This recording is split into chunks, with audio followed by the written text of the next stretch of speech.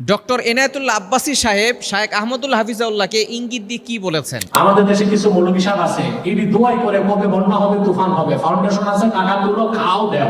তিনি বলছেন, শায়েখ আহমদুল্লাহ হাফিজাউল্লাহকে ইঙ্গিত করে বলছেন যে কিছু মৌলবী আছে তারা বন্যার জন্য দোয়া করে এবং তাদের ফাউন্ডেশন আছে, এই ফাউন্ডেশনের টাকা আসে, সেখান থেকে তারা নাকি খায় এবং কিছু তারা দেয়। ডক্টর এনায়েতুল্লাহ আব্বাসী কিন্তু অনেক হুজুরকে কাফের ফতোয়া দিয়ে দিয়েছে। আজারি সাহেবকে অনেক আগেই কাফের ফতোয়া দিয়েছে। এরপরে দেখা যাচ্ছে হাফিজুর রহমান সিদ্দিকী সাহেবকে কাফের ফতোয়া দিয়ে দিয়েছে। এরপরে যারা নতুন করে আছেন, কিছুদিন আগে মামুনুল হক সাহেবকে বলেছে সে নাকি 1 ঘন্টাও ক্লাস করাতে পারবে না। এরপর মুফতি আমির হামজাকে বলেছে গাঁজাখোর বক্তা, ইঙ্গিত করে বলেছেন। এরপরে আবার মুফতি আরিফ বিন হাবিব সাহেব, তিনি কিন্তু বাংলাদেশের ভিতরে অন্যতম একটি নক্ষত্র, তাকে বলেছে বিচি মৌলবী। একটু চিন্তা করে দেখেন, এই ধরনের কথা একজন বড় মাপের আলেমের দ্বারা আমরা কখনো কিন্তু আশা করি না। শায়েখ আহমদুল্লাহ হাফিজাল্লাহ তিনি যখনই মানুষ বিপদে পড়ে যায় তখন তার আসুন্নাহ ফাউন্ডেশনের মাধ্যমে তিনি অনেককে সহযোগিতা করেছেন, বিপদে পড়া মানুষের পাশে তিনি দাঁড়িয়েছেন। কিন্তু ডক্টর এনায়েতুল্লাহ আব্বাসী সাহেব তিনি একজন বড় মাপের আলেম, আলহামদুলিল্লাহ তিনি বাংলাদেশের অন্যতম একটি সম্পদ। তবে তিনি যে কথাগুলো বলছেন, তিনি বলছেন শায়েখ আহমদুল্লাহ হাফিজাল্লাহকে ইঙ্গিত করে বলছেন যে কিছু মৌলবী আছে তারা বন্যার জন্য দোয়া করে এবং তাদের ফাউন্ডেশন আছে, এই ফাউন্ডেশনের টাকা আসে, সেখান থেকে তারা নাকি খায় এবং কিছু তারা দেয়। এই ধরনের কথা বলে তারা অনেকের মনে কিন্তু কষ্ট দিয়েছে, বিশেষ করে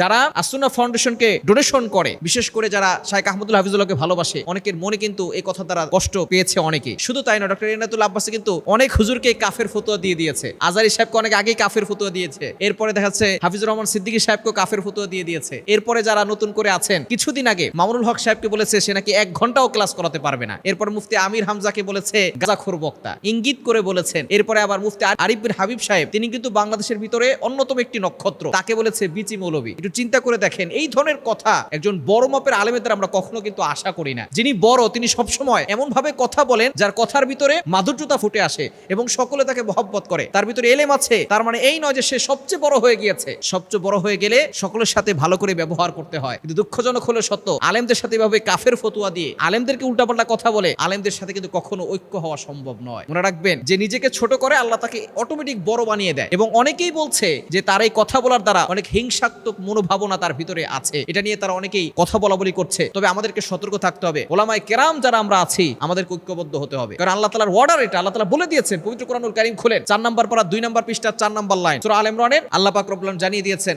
ওয়াতাসিমু বিহাবলিল্লাহি জামিআন ওয়া লা তাফাররাকু, ইউ হ্যাভ টু ইউনাইটেড, তোমরা ঐক্যবদ্ধ হও। আমাদেরকে ঐক্যবদ্ধ হতে হবে। কিন্তু দুঃখজনক হলো সত্য, আমরা এক হুজুর আরেক হুজুরকে দেখতে পারি না, আমরা এক পাঞ্জাবিওয়ালা আরেক পাঞ্জাবিওয়ালাকে দেখতে পারি না, এক দাড়ি টুপিওয়ালা আরেক দাড়ি টুপিওয়ালাকে দেখতে পারি না। আমরা একজনকে যদি বিচি মৌলবী বলি, আরেকজনকে যদি বলি গাঁজাখোর বক্তা, এই ধরনের কথা বললে কিন্তু আলেমদের ভিতরে কখনো ঐক্য হবে না। আল্লাহ তাআলা সকলকে সঠিক বুঝ দান করে। মুসলিমদের রীতি ধরে রাখলেন স্পেনের ফুটবল খেলোয়াড় লামিন ইয়ামাল। আপনারা যারা সোশ্যাল মিডিয়া ইউজ করেন তারা অনেকেই দেখেছেন এই লামিন ইয়ামাল, সে হচ্ছে একজন মুসলমান এবং সে যখন কোনো প্রতিপক্ষকে পরাজয় করে তখন সে সেজদায় লুটিয়ে পড়ে। এটা কিন্তু বড় একটি মেসেজ। এই খেলাধুলা জায়েজ আছে কিনা সেটা পরের বিষয়, তবে সে এই বিশ্বকাপের মঞ্চে যেখানে গোটা ওয়ার্ল্ড তাকিয়ে রয়েছে সেখানে সে যদি একটা সেজদা করে, মুসলমানদের একটা মেসেজ কিন্তু সকলের কাছে বার্তা পৌঁছিয়ে দেয়। যখন সে এরকম সেজদা দিয়েছিল তখন অনেকেই সেটা নিয়ে উপহাস করেছিল। তখন সে গর্বের সাথে বলেছে, আমি ধর্মে একজন মুসলমান, ধর্ম নিয়ে কখনো উপহাস করবেন না, আমার ইসলাম ধর্ম নিয়ে কখনো এমন কথা বলবেন না যেটা আমার জন্য কষ্টকর হয়। খুবই চমৎকার কথা সে বলেছে। ধর্মকে সম্মান করতে হবে সেটা সে জানিয়েছে এবং সে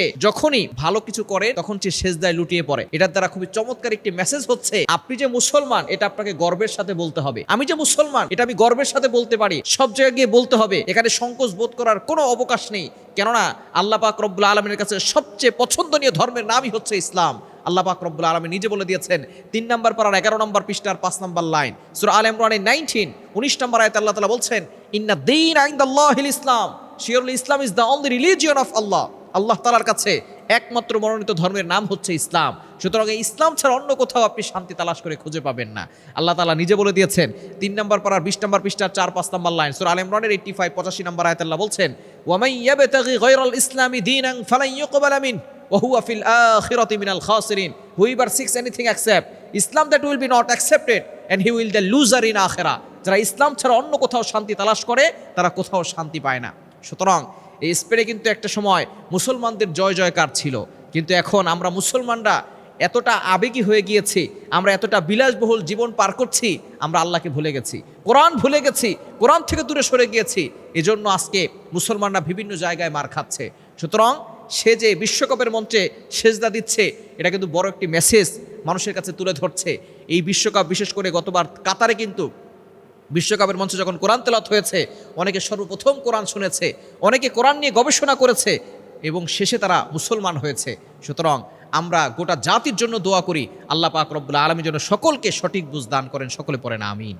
এবারের বন্যায় গৃহহারা ৩০০ পরিবারকে 2 কক্ষের ঘর দিবে আসসুন্নাহ ফাউন্ডেশন। আসসুন্নাহ ফাউন্ডেশন যেভাবে মানুষের পাশে দাঁড়াচ্ছে, অবশ্যই শায়েখ আহমদুল্লাহ হাফিজাউল্লাহকে ধন্যবাদ জানাতে হয়। তিনি যেভাবে কাজ করে যাচ্ছেন, আসসুন্নাহ ফাউন্ডেশনের সম্মানিত চেয়ারম্যান শায়েখ আহমদুল্লাহ হাফিজাউল্লাহ, তার ইতিহাস বলে শেষ করা যাবে না। তিনি দেশের জন্য কত কিছু করেছেন, তার মাসআলা নিয়ে অনেক সাধারণ মানুষ উপকৃত হয়েছেন। শুধু তাই নয়, এই আসসুন্নাহ ফাউন্ডেশনের মাধ্যমে তিনি যেভাবে মানুষের উপকার করে যাচ্ছেন, শুধু এখন চট্টগ্রামের ক্ষেত্রে নয়, তিনি যখন সিলেট, সুনামগঞ্জে এবং আপনি যখন দেখবেন ফেনীতে, কুমিল্লাতে বড় ধরনের ভয়ঙ্কর দুর্ঘটনা ঘটেছিল, বন্যায় মানুষগুলো ভেসে যাচ্ছিল, তখন কিন্তু আসসুন্নাহ ফাউন্ডেশনের বড় অবদান সেখানে রয়েছে। যারা অনেক বড় বড় কথা বলে শায়েখ আহমদুল্লাহ হাফিজাল্লাহকে নিয়ে, আসসুন্নাহ ফাউন্ডেশনকে নিয়ে, তারা এখন কোথায়? অসহায় মানুষের পাশে কখনো তাদেরকে দাঁড়াতে দেখি নাই। যারা অসহায় মানুষের পাশে দাঁড়ায়, বিপদে পড়া মানুষের পাশে দাঁড়ায়, তাদেরকে দেখা যাচ্ছে অনেক সময় ক্রিটিসাইজ করা হয়, তুচ্ছ তাচ্ছিল্য করা হয়। সুতরাং শায়েখ আহমদুল্লাহ হাফিজাল্লাহ হচ্ছে এদেশের অন্যতম একজন গর্ব এবং এ দেশের জন্য তিনি বড় একটি সম্পদ। সুতরাং তাকে আমরা সেলুট জানাই, তার জন্য আমরা দোয়া করি এবং বিশেষ করে আসসুন্নাহ ফাউন্ডেশন যেভাবে কাজ করে যাচ্ছে, আমরা এই আসসুন্নাহ ফাউন্ডেশনের সাথে থাকার চেষ্টা করব। বিশেষ করে যখনই যে বিপদ আসে, দুর্ঘটনা আসে, বন্যার্তদের পাশে আসসুন্নাহ ফাউন্ডেশন যেভাবে দাঁড়াচ্ছে, ৩০০ পরিবারকে 2 কক্ষের টিন সেটের পাকা ঘর তৈরি করে দিবেন আসসুন্নাহ ফাউন্ডেশন। শুধু তাই নয়, তারা প্রায় ৬,০০০ থেকে আরো বেশি প্লাস মানুষকে তারা খাবারের আয়োজন করেছেন, শুকনা খাবারের। এই আসসুন্নাহ ফাউন্ডেশনের মাধ্যমে অনেকে আলহামদুলিল্লাহ দানের সওয়াব পাচ্ছেন। সুতরাং আমরা যারা আছি, যারা আমরা সেখানে গিয়ে সাহায্য করতে পারছি না, আমরা আসসুন্নাহ ফাউন্ডেশনে কিন্তু আমাদের ডোনেশনের টাকাটা সেখানে দিতে পারি, কেননা বিশ্বস্তের জায়গা হচ্ছে সেটা। এবং তিনি কোথায় কতটুকু খরচ করছেন, এগুলো কিন্তু সব কিছুই তিনি হিসাব করছেন।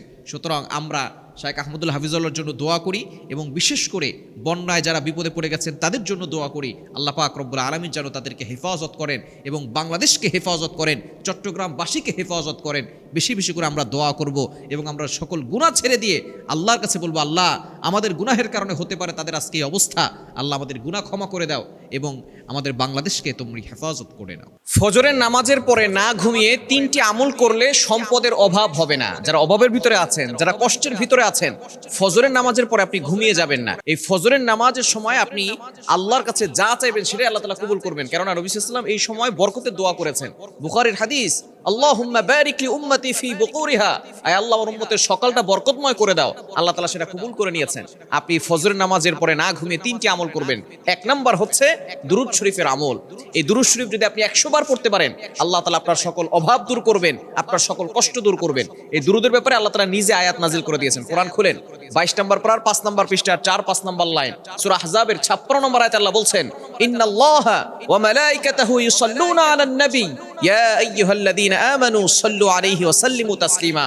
আল্লাহ তাআলা মুমিনদেরকে ডাক দিয়ে বলছেন, তোমরা নবীর প্রতি দুরূদ পাঠ করো। এজন্য এই দুরূদ পড়লে দেখবেন আল্লাহ তাআলা আপনাকে সকল অভাব থেকে, সকল বিপদ থেকে আল্লাহ আপনাকে হেফাজত করবেন। নাম্বার 2, দ্বিতীয় নাম্বার আমল হচ্ছে ইস্তেগফার। আস্তাগফিরুল্লাহ, আস্তাগফিরুল্লাহ, ছোট্ট বাক্য, কিন্তু এটার দ্বারা যে কত ফজিলত আছে আল্লাহ তাআলা নিজেই বলে দিয়েছেন। একটা আমলের মাধ্যমে অনেক পুরস্কার আপনি পাবেন।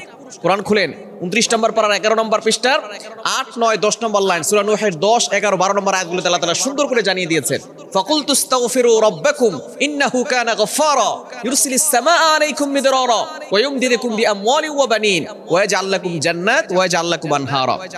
ইস্তেগফার আমলের মাধ্যমে আল্লাহ তাআলা আপনার গুনাহ ক্ষমা করবেন, সম্পদ দান করবেন। শুধু তাই নয়, যদি সন্তান না হয় সন্তান দিবেন, দুর্ভিক্ষ দূর করবেন, জান্নাত দিবেন, জাহান্নাম থেকে মুক্তি দিবেন, বেহিসাব রিজিক দান করবেন। সুতরাং প্রতিদিন সকালবেলা দুরূদ শরীফ 100 বার, ইস্তেগফার 100 বার, আর একটা বাক্য পড়বেন বুখারী শরীফের সর্বশেষ হাদিস, সুবহানাল্লাহি ওয়া বিহামদি সুবহানাল্লাহিল আযীম। এগুলো যদি আপনি 100 বার পড়তে পারেন, সাগরের ফেনা পরিমাণ গুনাহ হলেও আল্লাহ তাআলা সেই গুনাহ ক্ষমা করে দিবেন এবং আল্লাহ তাআলা আপনাকে সম্পদের মালিক বানিয়ে দিবেন।